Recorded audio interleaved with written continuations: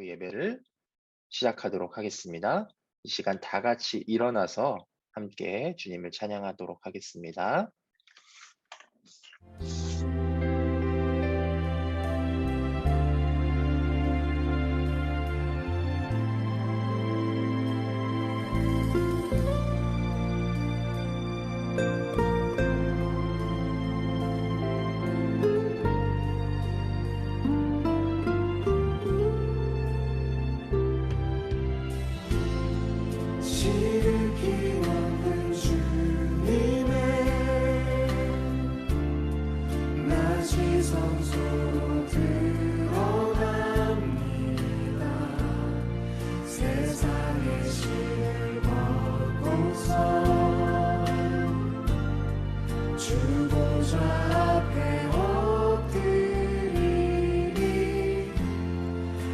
주를 향한 사랑과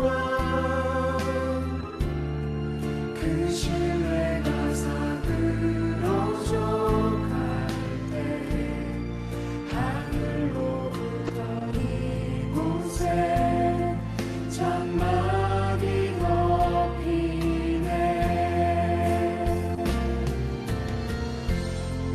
이곳을 덮으소서. 이곳을 비추소서. 내 안에 무너졌던 모든 소망 다 회복하리니. 이곳을 지나소서. 이곳을 만지소서.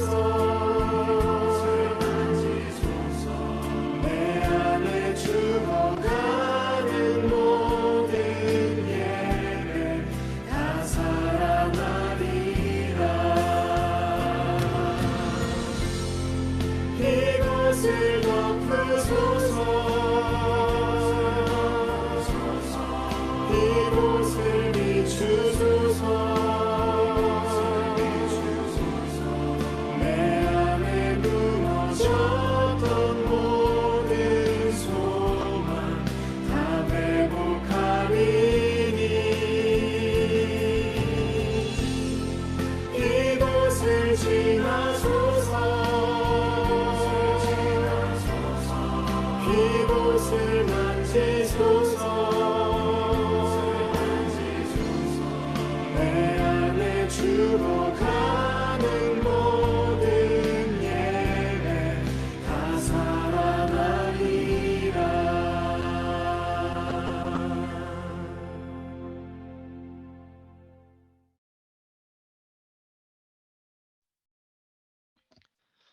온 우주와 만물을 창조하신 하나님 아버지, 오늘 파웹 예배를 드릴 수 있게 해주셔서 감사드립니다. 이 예배를 통해 우리의 마음과 정성을 받아주시고 이정주 목사님의 설교를 통해 성령님이 역사하셔서 파웹 학생들이 영적인 깨달음을 얻고 하나님 나라를 확장하는 데 쓰이게 해주세요. 우리의 찬양을 기쁘게 받아주시고 속히 대면 예배가 시작되게 해주세요. 학교와 직장에서도 학업과 일들을 축복해 주시고 세상의 빛과 소금이 되게 해주세요. 우리를 구원해 주심을 감사드리며 우리를 위해 죽고 부활하신 예수 그리스도의 이름으로 기도드립니다. 아멘.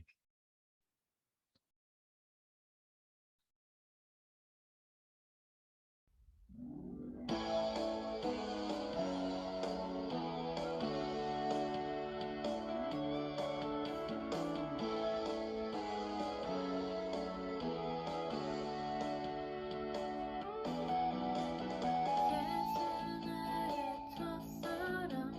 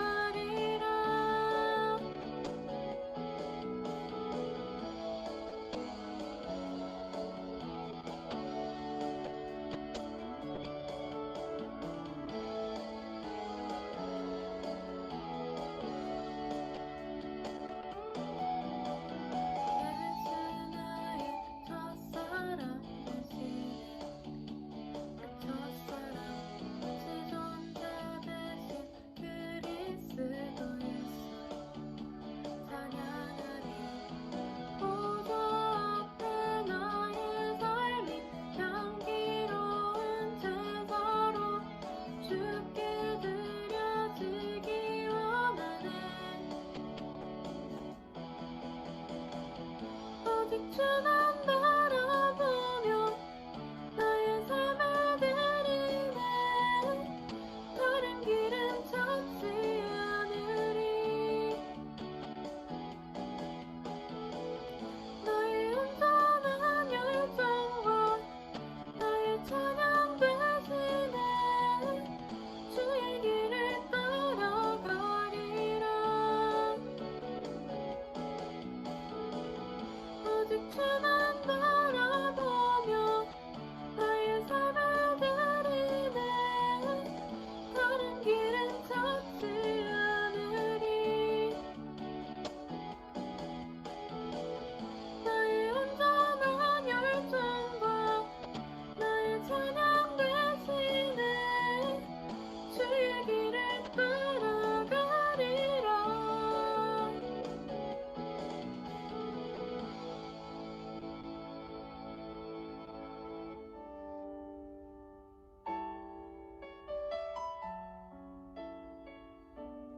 계속해서 앉아서 함께 찬양 드릴게요. 내 모습 이대로 사랑하시네. 연약함 그대로 사랑하시네. 나의 모든 발걸음 주가 하시나니.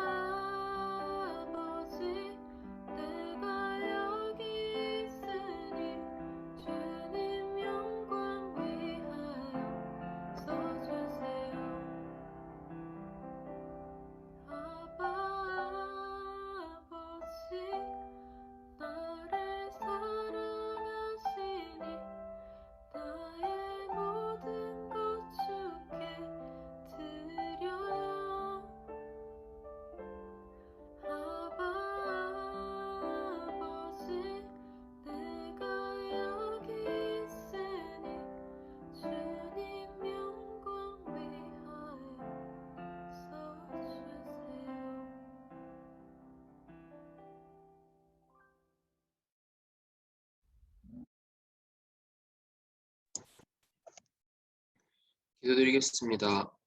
사랑이 많으신 하나님 아버지, 오늘 거룩한 주일을 맞이하여 주님 앞으로 불러주시니 감사드립니다. 지난 한 주간 저희가 지은 죄가 있다면 회개하오니 용서해 주세요. 주님의 은혜 가운데 선생님과 파업 친구들을 지켜주시고 하루빨리 코로나 상황이 마무리되어 더 이상 고통받는 사람들이 없도록 해주세요. 오늘 말씀 전하시는 이종주 목사님께 지혜와 능력을 더해 주시고 이 시간 하나님께 드리는 예배가 하나님께는 큰 영광이 되고 저희에게는 은혜 받는 시간이 되게 하여 주세요. 지금도 살아계신 예수 그리스도의 이름으로 기도드립니다. 아멘. 사도신경으로 우리의 신앙을 고백하겠습니다. 나는 전능하신 아버지 하나님, 천지의 창조주를 믿습니다. 나는 그의 유일하신 아들, 우리 주 예수 그리스도를 믿습니다. 그는 성령으로 잉태되어 동정녀 마리아에게 나시고 본디오 빌라도에게 고난을 받아 십자가에 못 박혀 죽으시고 장사된 지 4일 만에 죽은 자 가운데서 다시 살아나셨으며 하늘에 오르시어 전능하신 아버지 하나님 우편에 앉아 계시다가 거기로부터 살아있는 자와 죽은 자를 심판하러 오십니다.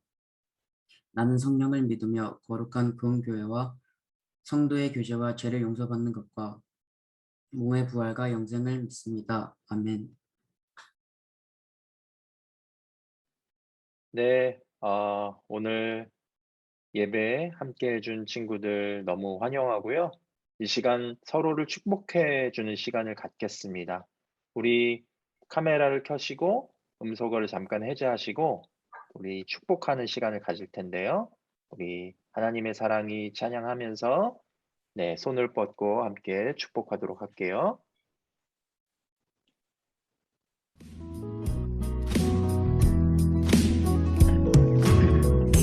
하나님의 사랑이 당신의 삶 가운데 가득하기를 축복합니다. 하나님의 은혜가 우리 가운데 가득하길 기도합니다. 하나님의 사랑이 당신의 삶 가운데 가득하기를 축복합니다. 하나님의 은혜가 우리 가운데 가득하길 기도합니다. 네, 우리 서로를 위해서 한번 박수 쳐볼까요? 네, 감사합니다. 네. 네, 파일 광고하겠습니다. 네, 오늘 소그룹은 이제 그 책을 마쳤을 거라 생각이 듭니다. 다음 주 소그룹 교재는 세상을 이기라고 그 라고 시리즈 7번째 교재니까 잘 준비해 주시기 바랍니다. 네, 두 번째는 네, 오늘 성경 Q&A 시간에 창세기 7장을 읽고 질문하는 시간 있죠? 그때도 질문 많이 해주시기 바랍니다. 네, 이번 주 암송은 로마서 12장 2절 말씀입니다. 여러분은 이 세대를 본받지 말고 오직 마음을 새롭게 함으로 변화를 받아 하나님의 선하시고 기뻐하시고 온전하신 뜻이 무엇인지 분별하도록 하십시오. 아멘. 네, 한 주도 진리신 하나님 말씀으로 우리 렌즈를 잘 닦기를 소망하며 네, 이상으로 광고를 마치겠습니다. 네, 설교 말씀을 전하기 전에 우리 또 질문 시간이 돌아왔습니다. 오늘은 창세기 7장을 읽고 질문하는 시간을 가질 텐데요. 네, 누가 먼저 질문해 볼까요? 네, 질문하시면 점수를 드리고요. 또 점수가 쌓이면 네, 찾아가는 선물 서비스를 하겠습니다. 네, 많은 친구들이 질문해 줬었는데 뭐 지금 네, 뭐 많이 질문해 줬었는데 예. 연우가 가장 먼저 이제 질문을 해 줬는데요. 제가 한번 연우의 질문을 읽고 답을 하도록 하겠습니다. 연우가 뭐라고 했냐면요. 8절에 정결한 동물들과 정결하지 않은 동물들이 나오는데 이것을 나누는 기준이 무엇인가요? 라고 했죠. 네, 아주 되게 중요한 질문을 해줬어요. 예. 그러니까 보면 정결한 동물과 정결하지 않는 동물이 있는데 이것은 이 율법에도 나오죠. 하나님께서 율법을 정하실 때, 모세를 통해서 율법을 주실 때 정결한 짐승과 그렇지 않은 짐승들을 구별하여 주셨어요. 그래서 실제로 지금 이스라엘에 가보면 이스라엘 사람들은 정결한 동물들만 먹어요. 정결하지 않는 동물들은 먹지 않아요. 그게 뭐냐면 우리 뭐 비늘이 없는 그 물고기들 있잖아요. 뭐 미꾸라지라든지 장어 이런 거. 비늘이 없는 것들. 그거는 부정한 동물이라고 생각하기 때문에 아직도 유대인들은 그 물고기를 먹지 않아요. 근데 이 나누는 기준이 무엇일까? 정결한 동물과 정결하지 않는 동물은 하나님께서 이제 기준을 삼으셔서 정결한 동물, 정결하지 않은 동물을 나눠 놓으신 거예요. 이건 마치 선악과를 주신 것처럼 너 선악을 알게 하는 나무 먹으면 안 돼라고 하시면서 그 동산 중앙에 그 실과를 놓으셨잖아요. 그것처럼 하나님께서 구별해 놓으신 거예요. 진짜 막 그게 정결한 동물이기 때문에 막 양은 깨끗하고 뭐 다른 어떤 비늘 있는 물고기는 깨끗해서 정결한 짐승이 아니라 다른 거는 막 더러워서 그런 게 아니라 하나님께서 하나님의 기준으로 정해 놓으신 것들이에요. 예. 그래서 정결한 동물과 정결하지 않은 동물이라고 그렇게 표현을 한 거예요. 네. 실제로 막 그게 더럽다는 뜻은 아니에요. 그쵸? 네. 그렇게 질문에 대한 답을 드렸는데 만족이 되시나요? 연우? 네. 11기 제호가 또한 질문을 해줬어요. 네. 방주의 정결한 짐승과 부정한 짐승도 모두 태웠다고 했는데 부정한 짐승을 살리신 이유는 무엇인가요? 라고 했는데 부정한 짐승도 마찬가지로 하나님께서 지으신 피조물이에요. 부정한 짐승이라고 해서 뭐 그것이 부정하다고 해서 우리에게 막 죄악의 영향을 미치는 것이 아니라 하나님께서 정해 놓으신 어떤 법칙에 따라서 모든 그 생물들이 또 살아야 하는 거죠. 그래서 하나님께서 방주에 부정한 짐승도 태우신 거죠. 네. 감사합니다. 질문 감사하고요. 무건이가 또한 질문해 줬어요. 무건이가 질문해 줬는데 하늘의 창문이 열렸다는 표현이 나왔는데 진짜 하늘의 창문이 열린 건가요? 아니면 그만큼 비가 많이 내렸다는 건가요? 정말로 그 하늘의 창문이 당시에 그렇게 표현을 한 거죠. 그러니까 하나님께서 하늘의 창문을 열어서 그만큼 비를 많이 쏟아주셨다는 그런 내용을 담고 있는 거예요.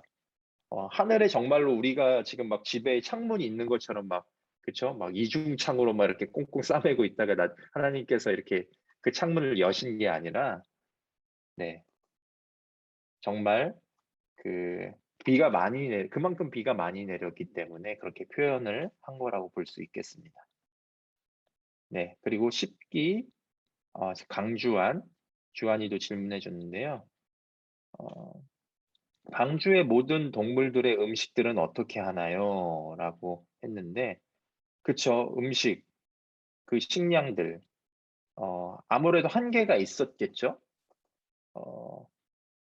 이제 뭐 그 동물들은 어떤 또 서로를 또한 그곳 안에서도 방주 안에서도 번식을 했겠죠, 동물들이. 그래서 또 어떤 먹이 사슬에 따라서 또 잡아먹기도 하고 그랬을 거예요. 그리고 뭐 식물들도 그곳에 있었기 때문에 식물들도 이제 동물들이 초식 동물들은 그걸 먹었을 거예요. 식물을. 그러면서 이제 방주에 방주에서 또 한계가 있겠죠. 그 생태계가. 그 한계가 있을 때에 하나님께서 또 물을 없애시고 방주를 아라랏산에 이제 안착시키신 거죠. 그래서 이제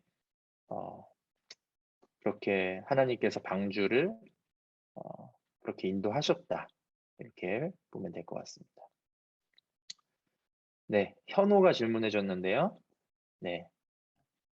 그 현호의 질문을 끝으로 네, 오늘 마치도록 할게요. 혹시나 더 궁금한 사항이 있다면 저한테 개인톡으로 주시면 제가 답해 드리도록 할게요. 현호가 무엇이라고 질문했냐면 비가 매우 많이 와서 모든 산들이 덮였다고 나와 있는데 에베레스트 산도 덮였나요? 라고 했어요. 에베레스트 산. 세계에서 가장 높은 산, 에베레스트. 네. 모든 산이 다 잠겼어요. 네. 모든 산이 다 잠길 정도로 많은 비가 내렸기 때문에, 네. 맞아요. 에베레스트 산까지 잠겼겠죠. 네. 그 당시에 에베레스트가 가장 높은 산이었는지는 모르겠는데, 그 당시에 가장 높은 산들도 다 잠길 정도로 비가 많이 왔었습니다. 네. 질문들 오늘 열심히 해줘서 고맙고요. 목사님이 물론 여러분에게 만족스러운 답을 드리지 못할 수도 있고요. 그리고 목사님도 모르는 게 많아요. 예, 목사님도 성경을 다 완전히 꿰고 있는 건 아니기 때문에 또한 성경에 나와 있지 않은 것들도 있기 때문에 잘 모르는 경우가 많이 있지만 그래도 최선을 다해서 대답을 해주고 할 테니까 여러분 질문 앞으로도 많이 해주시면 고맙겠습니다. 네, 오늘 질문해준 친구들 이름 기억했다가 점수에 차곡차곡 쌓아드리도록 할게요. 네, 감사합니다. 오늘 설교 말씀 함께 보겠습니다. 오늘 설교 말씀은 로마서 12장 1절부터 2절 말씀입니다. 드라마 바이블. 그러므로 형제들아, 내가 하나님의 모든 자비하심으로 너희를 권하노니 너희 몸을 하나님이 기뻐하시는 거룩한 산 제물로 드리라. 이는 너희가 드릴 영적 예배니라. 너희는 이 세대를 본받지 말고 오직 마음을 새롭게 함으로 변화를 받아 하나님의 선하시고 기뻐하시고 온전하신 뜻이 무엇인지 분별하도록 하라. 네, 오늘은 거룩한 세대라는 제목으로 설교 말씀을 나누려고 해요. 거룩한 세대. 거룩한 세대가 어떤 세대인지 한번 오늘 말씀을 통해서 살펴보도록 할게요. 네, 지난 시간에 여러분은 누구라고 했죠? 새로운 피조물이라고 했죠. 새로운 피조물. 여러분은 더 이상 나를 위해서 사는 존재가 아니라 나 자신을 위해서 사는 존재가 아니라 예수 그리스도, 나를 위해서 대신 죽으신 분을 위해서 사는 존재라고 그렇게 말씀드렸죠. 그것이 바로 새로운 피조물이에요. 그래서 새로운 피조물은 그 렌즈부터가 달라요. 세상을 바라보는 관점이 다르다는 거예요. 세상 사람들과 새로운 피조물은 완전 다르다는 거죠. 새로운 피조물은 더 이상 죄로 인해서 오염된 렌즈를 가지고 세상을 보는 것이 아니라 하나님이 주신 새로운 렌즈를 가지고 세상을 바라봐야 한다는 거죠. 여러분 예수님을 믿으시죠? 네. 믿으시면 한번 이렇게 해주세요. 네. 여러분 예수님을 믿으시기 때문에 또 이 자리에 함께 하고 있죠. 예수님을 구주로 영접하셨죠. 그러면 이미 하나님께서 주신 새로운 렌즈가 여러분 안에 있다는 거예요. 이미 여러분은 하나님의 관점으로 세상을 바라보고 있다는 거죠. 그런데 물론 이 렌즈가 계속해서 잘 작동하면 너무 좋은데 이 세상에 살다 보면 하나님께서 주신 렌즈도 오염이 될 수도 있다는 거예요. 이 세상에서 뭐 안 좋은 것들 자꾸 보고 이 세상에서 말하는 그 세계관, 이 세상의 세계관에 자꾸 노출되다 보면은 어느새 하나님께서 주신 렌즈도 오염이 된다는 거죠. 그리고 이 렌즈를 자꾸만 사용하지 않고 자꾸 세상의 렌즈로만 자꾸 보려고 하면 어떻게 돼요? 네.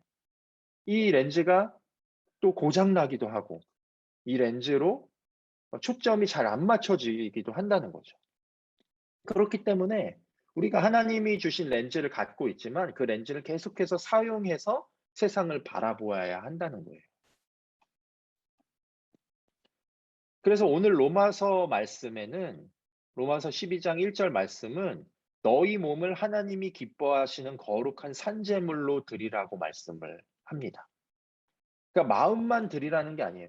예배 때 우리 마음을 주님 받으신다고 해서 마음만 드리라는 게 아니라 온전히 나의 몸을 거룩한 산제물로 드리라는 거예요. 몸을 드리라는 거예요, 여러분. 이 말이 무엇일까요? 몸을 어떻게 드릴까요, 우리가? 여러분, 제물이 무엇인지 아시죠? 제물. 네, 제물. 제물은 제사를 드릴 때 제사를 드릴 때 어떻게 하죠? 그 동물을 태워서 드리죠. 동물이나 곡식을 태워서 그 연기를 피운 다음에 그 연기에서 나오는 향을 주님께서 맡으신다는 거예요. 그게 바로 제사예요. 무언가 하나님께 제사를 드릴 때 제물로 바치는 그 동물들이나 곡식들을 제물이라고 해요. 그 제물은 여러분 조건이 있어요. 그 제물은 흠이 없어야 돼요. 하나님께 드릴 제물은 흠이 없어야 돼요. 흠 없는 어린 양을 주님께 드려야 하고요. 네, 아주 값비싸고 좋은 것으로 주님께 드려야 돼요. 최상의 것을 주님께 드리는 것이 바로 제사입니다. 그것을 제물로, 최상의 것을 제물로 드리는 것이 제사라는 거예요. 그러므로 나의 몸을 거룩한 산 제물로 드리라는 것은 최상의 것, 내가 거룩하고 흠도 없이 주님 앞에 나의 몸을 드리라는 거예요.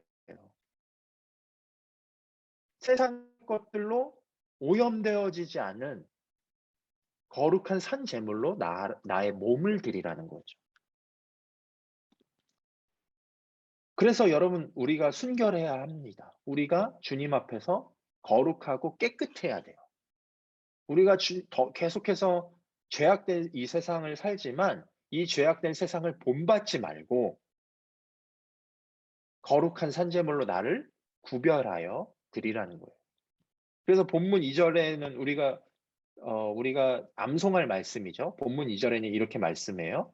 너희는 이 세대를 본받지 말고 오직 마음을 새롭게 함으로 변화를 받아 하나님의 선하시고 기뻐하시고 온전하신 뜻이 무엇인지를 분별하도록 하라.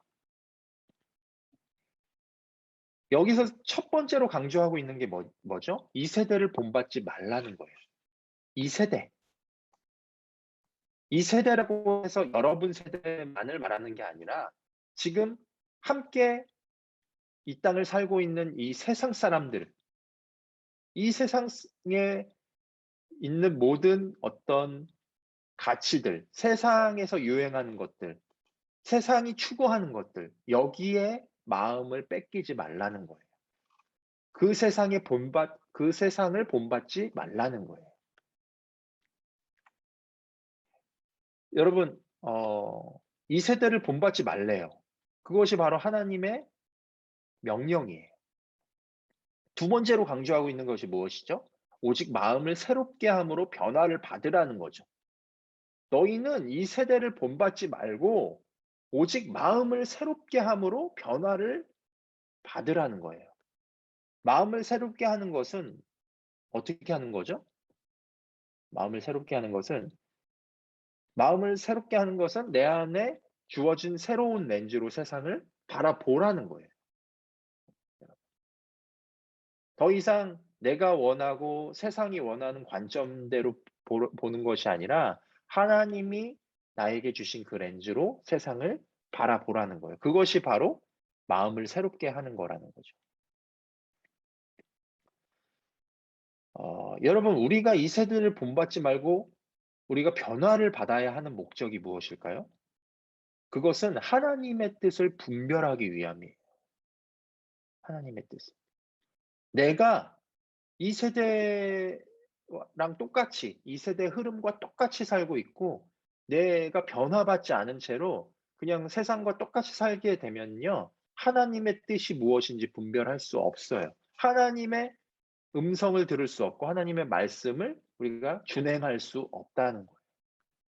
그렇기 때문에 우리는 날마다 이 세대를 본받지 말고 변화를 받고 새로운 렌즈로, 새로운 관점으로 하나님께서 주신 그 새로운 관점으로 세상을 바라보아야 한다는 거예요. 그래야지 우리가 하나님의 뜻을 분별할 수 있다는 거죠. 그래야지 무엇이 선한 것이고 무엇이 악한 것인지를 우리가 분별해낼 수 있다는 거예요. 세상은 악한 것을 선하다고 말해요. 거기에 우리가 현혹돼서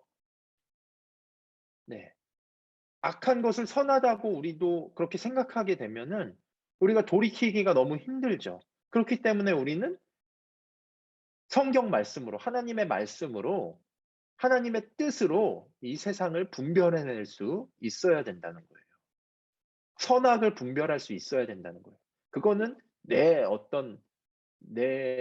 능력으로 할 수 없기 때문에 하나님의 뜻대로, 하나님께 우리가 하나님의 관점으로 우리가 바라볼 때 우리가 하나님의 뜻을 분별할 수 있다는 거죠. 우리는 하나님이 주신 렌즈를 잘 사용해야 하는 책임이 있어요. 렌즈를 주셨는데도 렌즈를 사용하지 않고 있으면 렌즈에 먼지가 끼고 렌즈가 고장이 나고 초점이 흐려지겠죠. 그렇게 되면은 하나님이 주신 새로운 렌즈를 사용할 수 없게 되죠. 하나님이 주신 새로운 렌즈를 사용하는 방법은 하나님의 말씀을 기준으로 세상을 보는 거예요. 하나님의 말씀. 창조의 질서. 하나님께서 이 땅을 창조하셨잖아요. 창조의 질서대로 세상을 바라보는 것이 바로 하나님께서 주신 렌즈를 사용하는 방법이라는 거죠. 네, 여러분, 이 사진이 보이시죠? 네. 지금 이게 뭐냐면요. 이게 지금 서로 상반되는 사진이에요. 이 왼쪽에 나와 있는 사진은요. 낙태죄를 폐지하라라는 그런 시위예요. 그러니까 낙태를 허용하라는 거예요. 왜냐하면 산모들의 인권이 있기 때문에 산모들이 그걸 결정할 수 있는 권한을 달라는 거죠. 그것이 왼쪽에 있는 사진이에요. 오른쪽에 있는 사진은 낙태도 생명이다. 낙태도 생명이 있기 때문에 그 태아도 존중받아야 된다. 그 엄마 뱃속에 있는 그 태아도 존중받아야 된다. 이렇게 주장하는 사람들이 시위를 하는 장면이에요. 네. 지금 한국에서는 또 한국뿐만이 아니라 전 세계에서는 이런 어떤 갈등과 대립 가운데 있어요. 낙태를 허용해야 된다. 낙태법을 폐지해야 된다. 이런 주장이 있고요. 또한 낙태법을 유지해야 된다. 낙태를 금지시켜야 된다라고 하는 주장이 있어요. 그것이 첨예하게 대립되고 있어요. 하나님의 창조 질서를 거슬러서 자기가 원하는 대로 지금 살게 만드는 것이 대표적으로 두 가지 흐름이 있는데 낙태와 동성애예요. 왜냐하면 낙태는 뭐에 관한 거예요? 낙태는 생명에 관한 거죠. 동성애는 뭐에 관한 거죠? 동성애는 하나님께서 정하신 그 남자와 여자가 결혼하는, 그렇죠? 남자와 여자가 결혼하는 게 당연하잖아요. 어떤 낙태는 생명에 관한 거고 동성애는 하나님께서 주신 성에 관한 거예요. 세상의 관점으로 봤을 때는 낙태가 필요한 것으로 보여요. 왜요? 원치 않는 임신을 해서 아기를 낳으면은 그만큼 이제 엄마가 힘들다는 거죠. 산모에게도 그런 권한이 있다는 거죠. 아이를 낳을 수 있는 권한이 있다는 거죠. 그런데 문제는 뭐예요? 산모에게만 권한이 있는 게 아니라 그 잉태된 엄마 뱃속에 잉태된 아이에게도 생명의 권한이 있다는 거예요. 태어날 권리가 있다는 거예요. 이미 그 태아도 생명이라는 거예요. 그런데 지금 낙태법을 폐지하라는 사람들의 입장은 뭐냐면요. 태아는 아직 생명이 아니라는 거예요. 태아는 아직 그 형질이 이렇게 조성이 완전히 되지 않았기 때문에 언제든지 낙태해도 괜찮다고 하는 입장을 지금 법을 폐지하라는 주장을 하는 사람들의 입장인 거예요. 네. 여러분 어떻게 생각하십니까? 여러분 태아도 생명이지 않습니까? 그렇죠? 시편 139편에는 이렇게 말씀하셨어요. 하나님께서 내 내장을 지으셨다고 하고 모태에서 나를 만드셨다고 해요. 그러니까 여러분이 엄마 뱃속에서 나올 때부터 하나님께서 그때부터 이렇게 만드신 것이 아니라 이미 모태에서 여러분을 만드셨다는 거예요. 또한 내 형질이 이루어지기도 전에, 형질이 이루어지기도 전에, 내가 태아로 엄마 뱃속에 딱 착상이 되기도 전에 이미 하나님께서 나를 주의 책에 기록했다고 하셨어요. 그러니까 내가 이미 엄마 뱃속에 잉태되기도 전부터 하나님께서는 나를 계획하셨다는 거예요. 결국 이미 태아도 하나님께서 계획하신 생명이죠.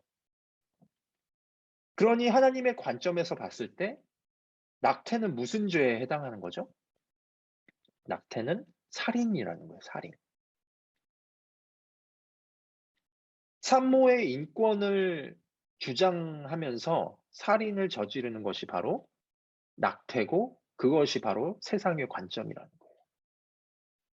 지금 하나님께서 주신 그 생명보다 지금 내 감정과 내 인권이 중요하다라고 말하는 게 바로 세상의 관점이라는 거예요.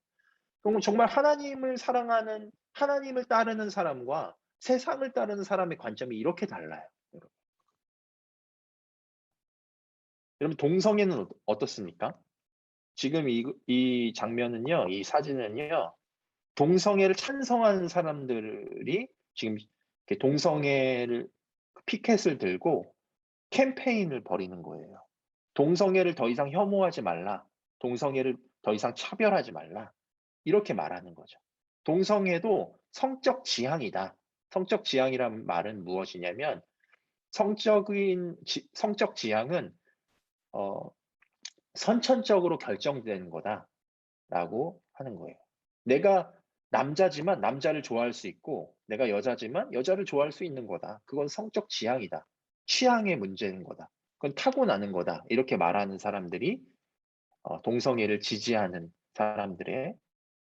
사람들이라는 거죠. 세상은 동성애자들의 인권이 존중받아야 된다고 생각을 해요. 물론 맞죠. 여러분 동성애자들도 사실은 귀한 하나님의 자녀예요. 원래 하나님의 형상대로 창조된 사람들이었어요. 그런데 이 사람들이 뭐가 문제냐? 이 사람들이 하나님의 질서를 어겼다는 거예요. 그리고 나서 동성애자들도 얼마든지 회개하면 주님 앞에 용서받을 수 있어요. 왜냐하면 주님은 어떠한 죄도 용서하시니까요.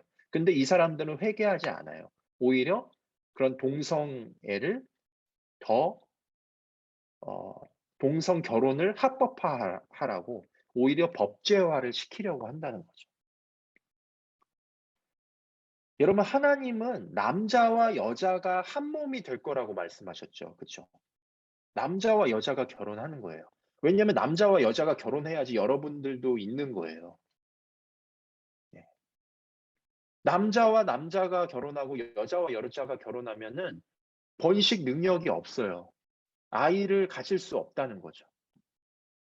하나님께서 그래서 남자와 여자가 한 몸이 돼서 가정을 이루게 하셨다는 거죠.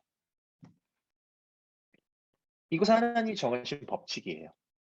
동성애는 하나님이 정하신 법칙을 무시하는 아주 악질적인 죄라는 거죠.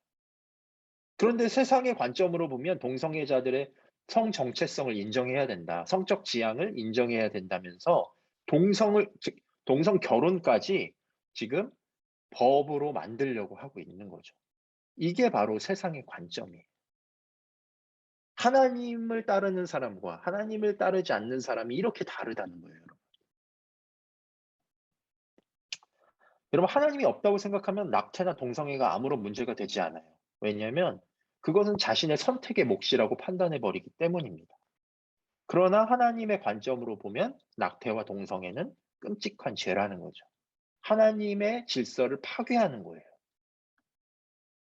그러므로 여러분, 세상을 본받지 마시기 바라요. 여러분, 세상에 살다 보니 어쩔 수 없이 죄의 영향을 받죠. 어쩔 수 없어요. 네. 우리도 죄 가운데 노출이 돼요. 왜냐하면 세상이 악하기 때문에. 그렇지만 예수 그리스도께서 우리를 구원하셨죠. 지금은 완전하게 우리가 구원받은 모습의 형체는 아니지만 결국 주님께서 다시 오시면 우리는 영원한 하나님 나라에서 거룩한 존재로 영원히 살게 될 거예요. 그렇기 때문에 우리가 이 땅에서 이 세대를 본받지 말고 하나님께서 나에게 주신 렌즈로 이 땅을 바라보시면서 하나님의 관점으로 살아가시길 바랍니다.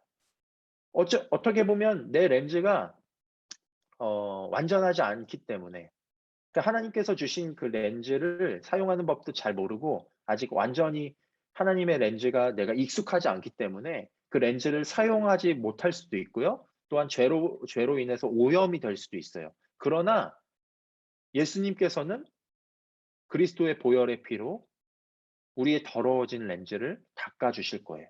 그리고 하나님의 말씀이라는 렌즈로 세상을 바라보기 시작할 때 우리는 하나님의 뜻을 분별할 수 있게 될 거예요. 그리고 세상이 아무리 손가락질을 하고 우리를 욕하고 하나님을 욕되게 할지라도 하나님을 순결하게 따르는, 하나님을 사랑하고 하나님을 순결하게 따르는 사람들은 하나님의 뜻을 분별하여 이 땅에 하나님의 뜻대로 살게 될 겁니다. 하나님이 정하신 법을 여러분 따르시길 바라요. 하나님께서 창조하신 그 목적의 순리대로 여러분 살아가시길 바라요. 이것이 세상을 옳게 바라보는 방법이에요. 만약에 내가 하나님의 렌즈로 세상을 바라보지 않고 계속해서 세상의 렌즈로 바라본다면 나도 세상과 같이 똑같이 세상을 본받게 되고 그렇게 살게 될 거예요. 그러나 오늘 성경 말씀은 분명하게 말했어요. 너희는 이 세대를 본받지 말라 그랬어요. 오직 마음을 새롭게 함으로 변화를 받아 하나님의 선하시고 기뻐하시는 뜻을 분별하라고 하셨어요. 여러분, 분별을 하시는 하나님의 뜻으로 뭐가 선이고 뭐가 악한 것인지 분별하시는 우리 파워웨이브 친구들이 되기를 이 시간 간절히 기도합니다. 소망하며 기도합니다. 함께 이 시간 말씀을 가지고 기도하도록 하겠습니다. 하나님 아버지 감사합니다. 하나님, 우리 파워웨이브를 주님 사랑하여 주시고 하나님의 자녀 삼아 주셔서 감사합니다. 우리는 다 하나님께로부터 창조됐고 형질이 조성되기도 전부터 하나님께서 나를 계획하셨다고 말씀하셨습니다. 우리는 다 하나님의 사랑받는 자녀이고 하나님의 계획 속에 있는 자들입니다. 그러나 세상은 하나님의 계획을 무시하고 하나님의 질서를 파괴하려고 합니다. 자기가 원하는 대로, 자기가 옳다고 생각하는 대로 살아갑니다. 주님, 우리를 용서하여 주시고 이 죄악된 세상 가운데서 우리를 건져주시고 우리가 이 세대를 본받지 않고 오직 마음을 새롭게 함으로 변화를 받게 하여 주셔서 하나님의 선하신 뜻을 분별할 수 있도록 우리 가운데 지혜를 주시고 하나님의 렌즈를 잘 사용할 수 있는 그런 또한 거룩함과 순결함을 허락하여 주시옵소서. 우리 파워웨이브 친구들이 하나님의 말씀만을 기준으로 살아가게 하여 주시고 세상을 거슬러서 세상을 이기는 자들 되게 하여 주시고 하나님의 뜻을 만방 가운데 나타내는 귀한 주님의 사람들로 우리 파워웨이브 친구들을 사용하여 주시옵소서. 감사하며 살아계신 예수님의 이름으로 기도하옵나이다. 아멘. 감사합니다. 이 시간 함께 주님 앞에 헌금하는 시간 갖겠습니다. 헌금하면서 함께 찬양 드리시겠습니다.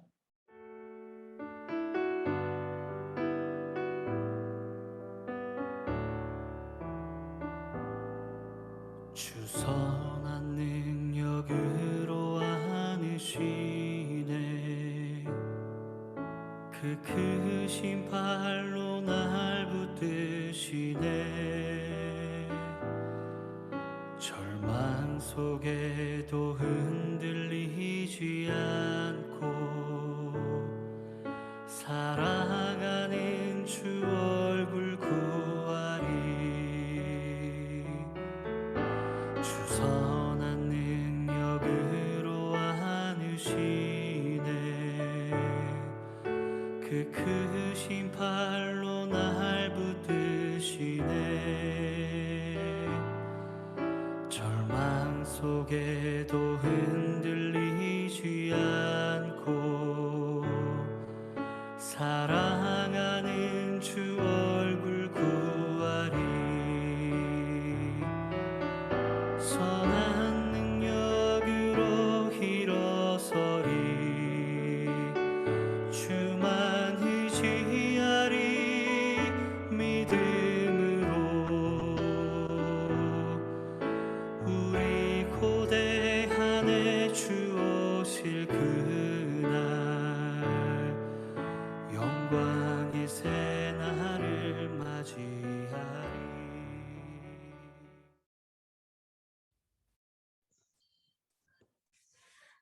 주님 감사합니다. 우리 귀한 파워웨이브 친구들이 이 예배 가운데 시간과 물질을 드렸습니다. 이들을 축복하시고 무엇보다 우리 친구들의 삶도 주님 앞에 드려지게 도와주셔서 세상의 빛과 소금으로 또 착한 행실로 주님께 영광을 돌리는 우리 귀한 친구들 되게 도와주세요. 예수님 귀하신 이름으로 기도했습니다. 아멘.